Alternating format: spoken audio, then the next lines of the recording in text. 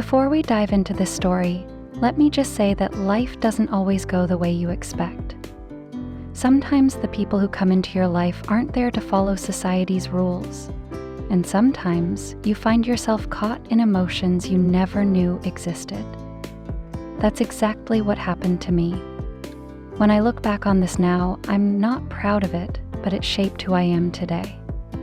I wasn't prepared for how one decision could lead to a cascade of secrets, confusion, and guilt. And to make things even more complicated, it was with someone I could never admit my feelings for, my younger brother. Let me explain before you jump to conclusions. I grew up in a family that wasn't particularly close. We were polite, yes, but not overly warm. My brother Liam was 5 years younger than me. For most of my life, we were in completely different worlds. I was focused on high school when he was still watching cartoons. I was off to college while he was just getting into his awkward teenage years. But when I came back home after graduation, something shifted. Liam wasn't the shy, awkward kid I remembered. He'd grown up. And suddenly, he wasn't just my little brother anymore. He was smart, kind, and surprisingly charming. I thought I was imagining things at first. How could I be so drawn to someone I'd practically helped raise? But the feeling was there, undeniable and unshakable. One evening, we were sitting in the backyard under the stars, just talking.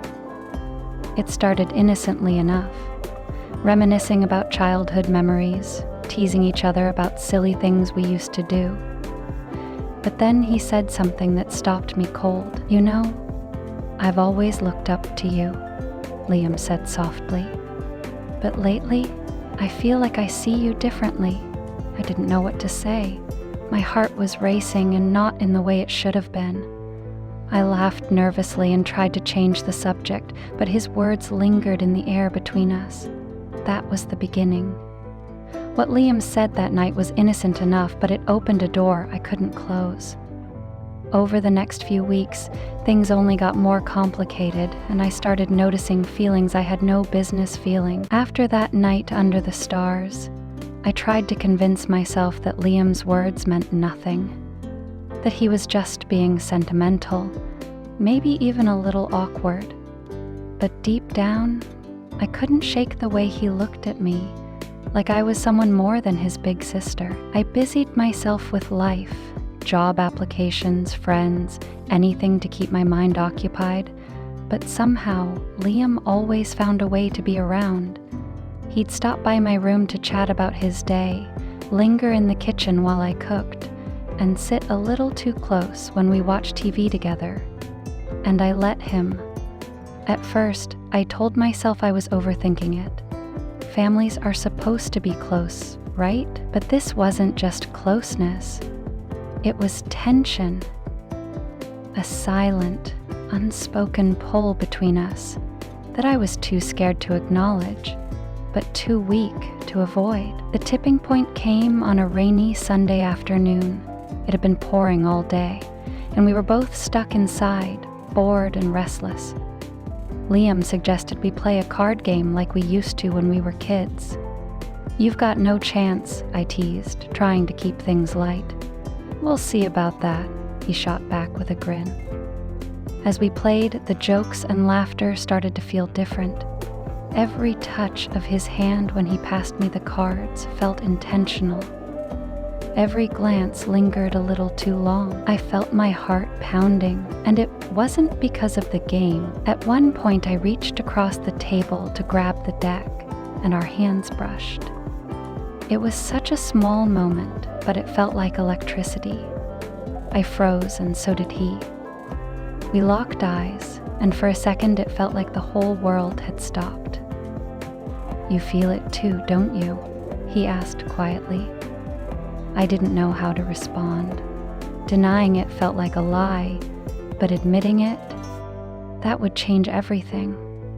"I don't know what you're talking about," I whispered, pulling my hand back and standing up quickly. But Liam wasn't letting it go. He followed me into the living room, his expression serious.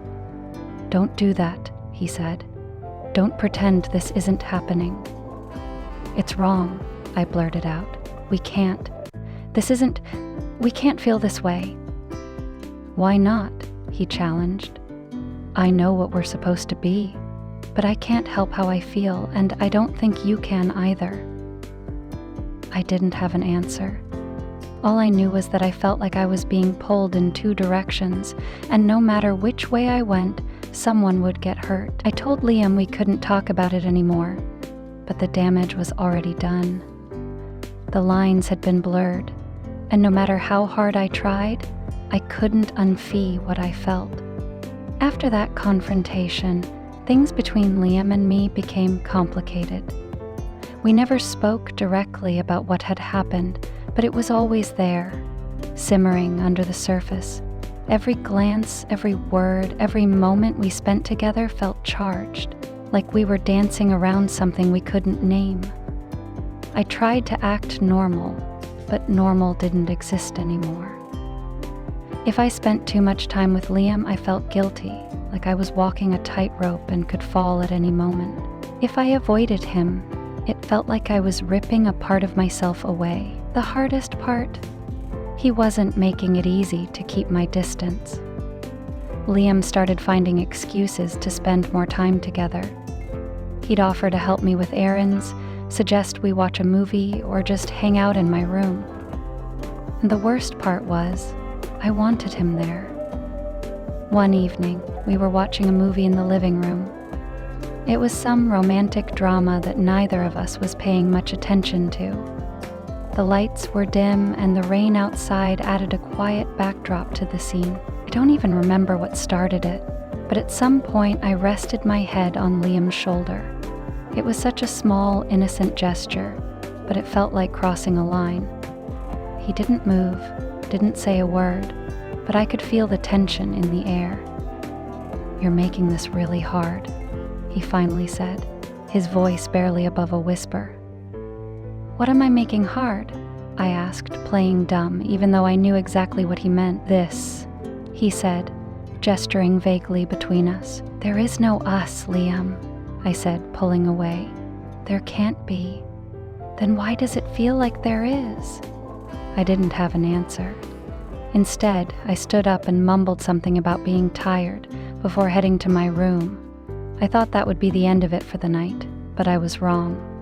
Later, there was a knock on my door. "Liam, I'm really not in the mood." "It's important," he interrupted, his voice firm. I hesitated, then opened the door. He stepped inside, closing it behind him. For a moment, we just stood there, the silence between us heavy and uncomfortable. "I don't care what anyone else thinks," he said, looking directly at me. "I care about what you think, about what you feel." "I can't do this, Liam," I said, my voice breaking. "It's not just about us. There are consequences. There's our family, our lives, everything we've built. It's not fair. Fair doesn't matter," he said, stepping closer. "I'm not asking you to do anything right now. I'm just asking you to be honest. Do you feel it too?" His question hung in the air, demanding an answer I wasn't ready to give. Admitting the truth would mean everything would change. There would be no going back. But how long could I keep lying to myself and to him? I stood there, frozen, Liam's question hanging between us like a weight I couldn't bear. My heart was racing, and every logical thought in my brain screamed at me to say no, to end this once and for all, but I couldn't. "Liam," I started, my voice trembling. "I can't. I don't know." "That's not an answer," he said softly, his eyes searching mine. For a moment, I felt completely exposed. The truth was, I did feel it. Every moment we spent together, every glance, every word, it all felt different now.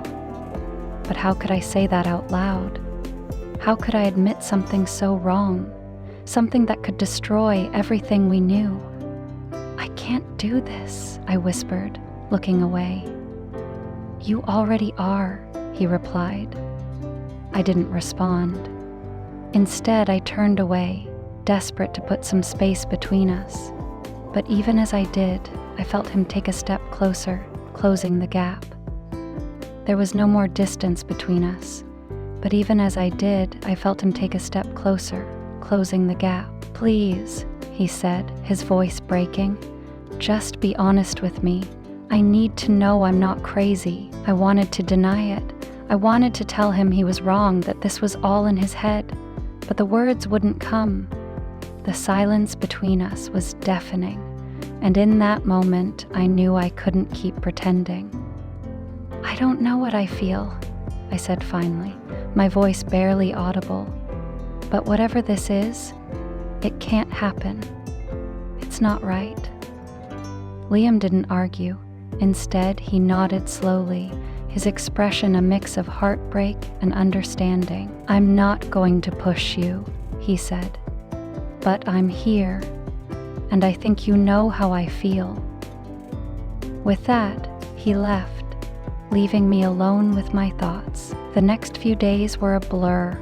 I threw myself into work, into anything that could keep me busy and distracted. But no matter what I did, I couldn't stop thinking about Liam.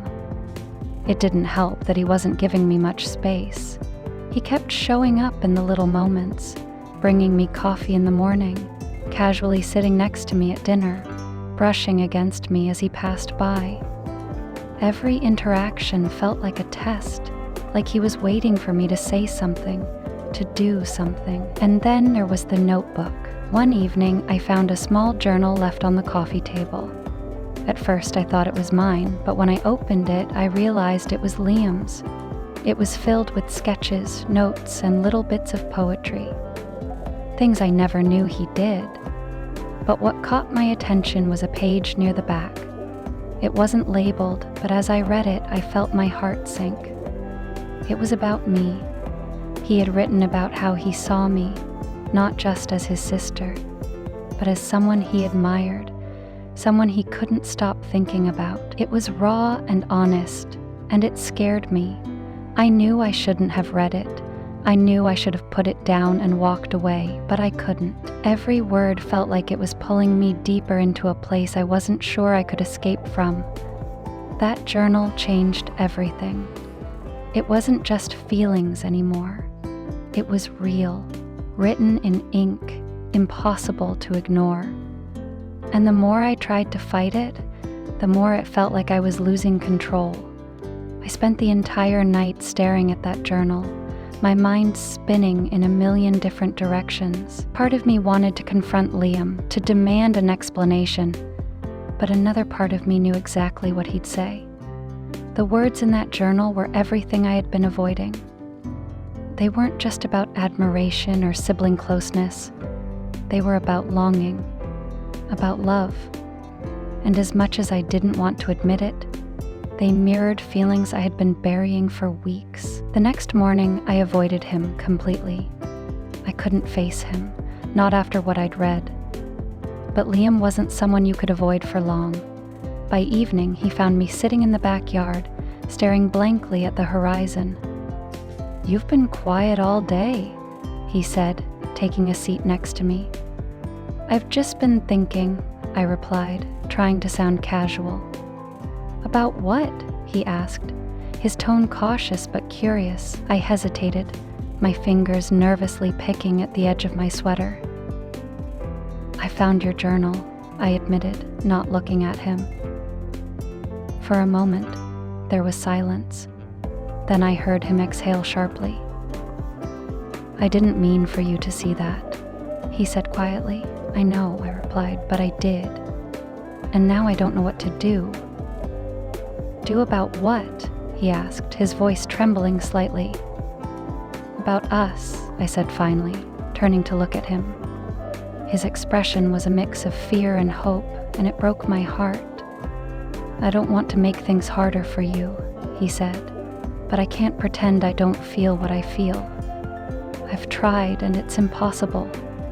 I don't know if I can do this, Liam," I said, my voice breaking. "It's too much. It's too complicated." "It doesn't have to be," he said, reaching for my hand. "We don't have to figure everything out right now. I just need to know if you feel the same way." I wanted to say no. I wanted to tell him this was all a mistake, that we could go back to the way things were. But I couldn't lie anymore. "Yes," I whispered, barely able to get the word out. "But that doesn't mean it's right." That admission set off a chain reaction I couldn't stop. Over the next few weeks, Liam and I danced around our feelings, never crossing a line, but never fully stepping away from it either. Every conversation, every shared moment felt like walking on a tightrope, one wrong move away from falling. And then came the night that changed everything. It was late, and the rest of the house was asleep. I was in the kitchen, unable to sleep, when Liam walked in. "You're up late," he said, grabbing a glass of water. "Couldn't sleep," I replied, avoiding his gaze. Neither of us said anything. Then he set the glass down and turned to me. "We need to talk about what?" I asked, though I already knew the answer. "About this," he said, gesturing between us. "I can't keep pretending everything's fine when it's not. I need to know where we stand." "I don't know," I said honestly. "I don't know what to do, Liam. Every part of me is telling me this is wrong, but I can't stop feeling what I feel." "Then stop fighting it," he said, stepping closer. "I can't," I said, my voice barely above a whisper. "It's too much. It's too dangerous." "Then let me make it simple," he said, his voice steady. "Do you want me to walk away? Because if that's what you need, I'll do it. I'll walk away and I'll never bring this up again. But if you want me to stay..." Liam's ultimatum left me speechless. He was offering me a way out, but was it what I wanted? I had to make a decision, and I knew that whatever I chose, there would be no going back. Liam's words hung in the air, heavy with meaning. He stood there waiting for my answer, his eyes locked on mine. My heart felt like it was being squeezed in a vice. This was it, the moment everything would change one way or another. "Liam," I began, my voice shaking. "I don't want to lose you, but I don't know how we can make this work without destroying everything." His expression softened, but his resolve didn't waver. "I'm not asking for everything to be figured out right now," he said. "I'm just asking you to choose. Do you want me to stay or not?" Tears welled up in my eyes. I wanted to say no, to tell him to walk away so we could pretend this never happened. But the truth was, I couldn't bear the thought of losing him. "I don't want you to go," I whispered. For a moment, he looked as if he couldn't believe what he'd just heard. Then, without saying a word, he stepped closer and wrapped his arms around me. It wasn't romantic or suggestive. It was just comfort, safety, and understanding. "We'll figure it out," he said quietly. One step at a time. The days that followed were a strange mix of relief and fear. Liam and I became more careful around others, hyper-aware of how our interactions might be perceived. At the same time, we started finding moments where we could talk openly without the weight of secrecy crushing us. But the peace didn't last long. Secrets have a way of coming to light, and ours was no exception. One evening, while Liam and I were talking in hushed tones on the back porch, our older cousin Ellie walked out unexpectedly. We froze, both of us startled and unsure of how much she had overheard. "What's going on here?" she asked, narrowing her eyes. "Nothing," I said quickly, too quickly. Ellie wasn't stupid. She looked at us both, her gaze sharp and probing. "You two have been acting weird for weeks," she said. "Don't tell me it's nothing." Liam started to say something, but I cut him off. We've just been spending more time together, that's all, I said, trying to sound casual. Yeah, and that's what's weird, Ellie replied. You two were never this close before. What changed? I felt panic rising in my chest. Ellie was the last person we wanted to suspect anything. She was blunt, observant, and had no problem calling people out. Nothing changed, I said, forcing a laugh. We're just getting along better these days. Ellie didn't look convinced, but she dropped the subject for the moment. Later that night, Liam and I sat in my room, the tension between us palpable. She knows something's up, I said, my voice barely above a whisper. We can handle it. Liam replied. How? I asked, my voice breaking. This is already hard enough without someone sniffing around. What if she figures it out? What if she tells someone? We'll figure it out, he said firmly. But I'm not walking away just because things are getting difficult. His determination was comforting, but it didn't erase the fear gnawing at me. Ellie wasn't someone who let things go, and I knew it was only a matter of time before she started asking questions again. The walls were closing in, and I could feel the weight of our secret pressing down harder than ever. Liam and I had made our choice, but could we survive the consequences?